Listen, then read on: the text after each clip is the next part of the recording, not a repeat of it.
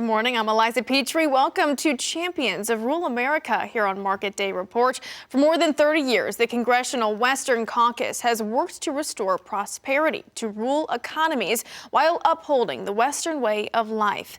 Congresswoman Celeste Maloy of Utah was recently elected chair of the group, and she joins us now to review some of her priorities in the new role. So thank you for your time, Congresswoman.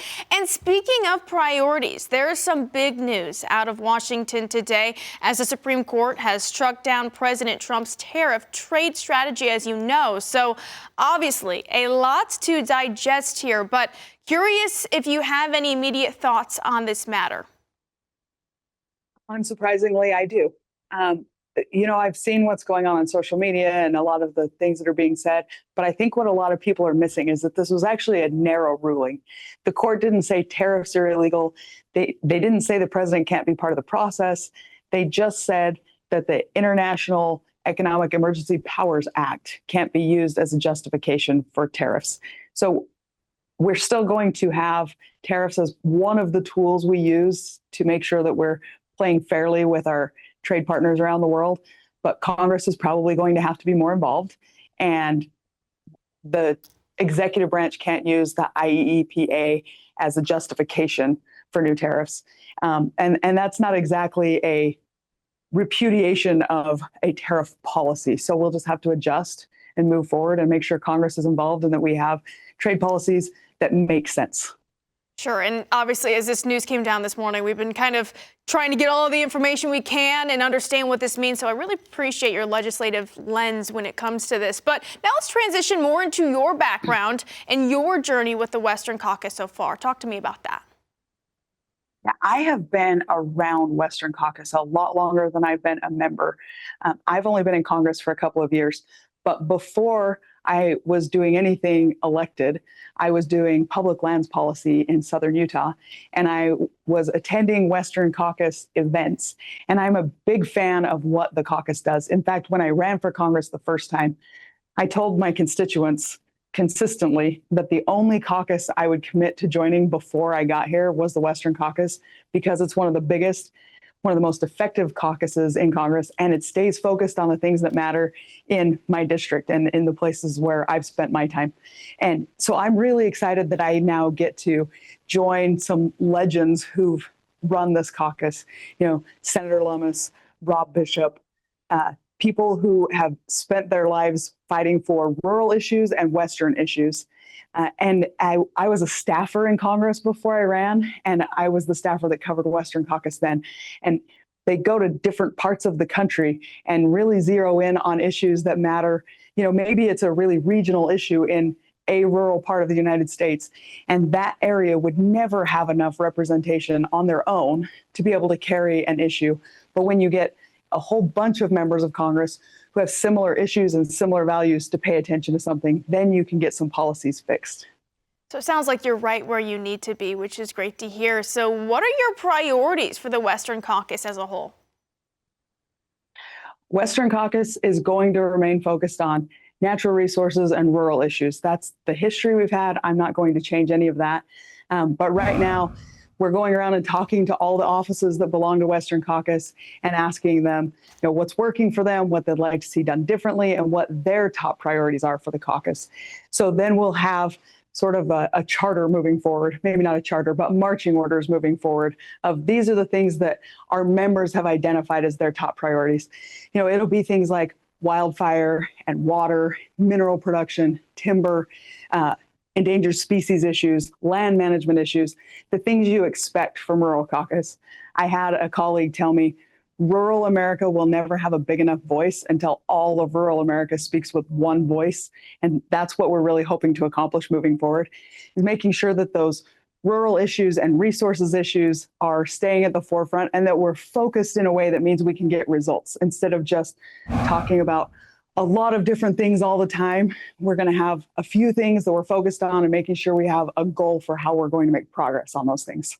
Definitely prioritizing rural issues, and you listed off a couple of them and talking about, you don't want to take on too much, but then really focusing on a few of those issues that mean most to our rural communities. And you talked about a couple of them, but maybe expand on one or two that you're really hoping to focus on as important to you. I mean, right now, a lot of people in government are focused on regulatory reform, permitting reform. What's it going to take to make sure that we can get projects built faster in this country, get approvals for things faster in this country? And I know that affects everybody across America, but it really impacts rural areas. I talk to elected officials in small counties and small towns, and they need to upgrade their water systems or they need to improve a road.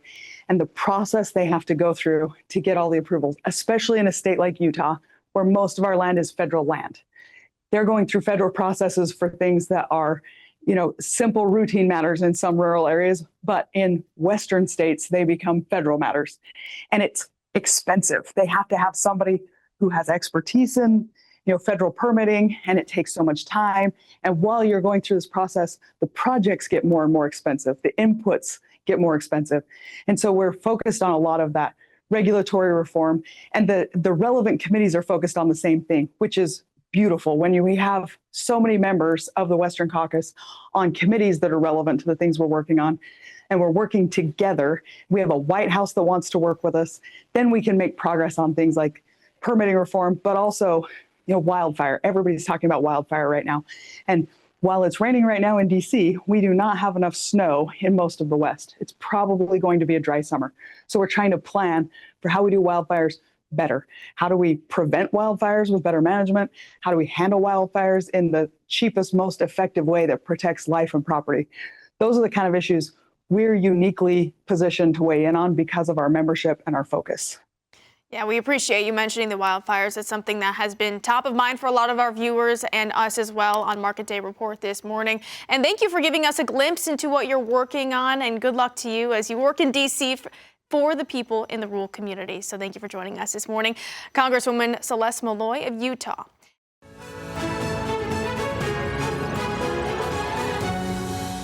Well, welcome to Champions of Rural America here on Market Day Report. Last week, we introduced you to Alaska Representative Nick Begich, who was unanimously elected to be Executive Vice Chair of the Congressional Western Caucus in January.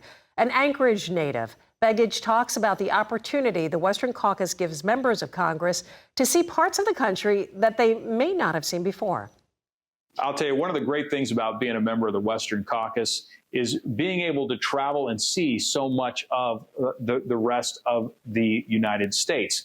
You don't often have an opportunity, if one is not created, to go out to a place like Utah or Colorado or Alaska and see for yourself on the ground, talking to ranchers, talking to miners, talking to energy producers about what their challenges are and how big the opportunity really is for the entire United States when we unlock the potential of our West.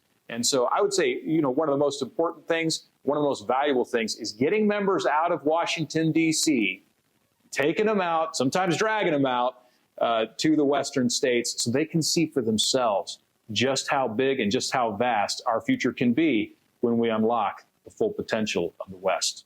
Well, Begich also talked about seeing bills reflecting Western Caucus priorities like land and natural resources get passed in Congress. Part of the reason I was so excited for the opportunity to be Executive Vice Chair in the Western Caucus is because the Western Caucus has actually been an advocate for my home state of Alaska. We've gotten so much done in this 119th Congress. Just in 2025 alone, I was able to move 10 bills out of the House and see 5 of those bills signed into law by President Trump. Those bills are important for unlocking lands and unlocking resources in my home state of Alaska. And so when it comes to my state, selfishly, Alaska, we're a big state. We all know that. We have a lot to offer the rest of the United States. Most of us understand that. But President Trump gets it. And those who represent the Western states here in Congress, they understand it as well. We're working together as a team. But I'll tell you what, this is a great period of time for Alaska. We've never had a more impactful and important president for my home state than President Trump. And we are certainly excited about seeing the rest of that agenda unfurled as we move into this 250th year of our nation's history in 2026. We'd like to thank Congressman Begich for his time, and we're going to see you next on Champions of Rural America.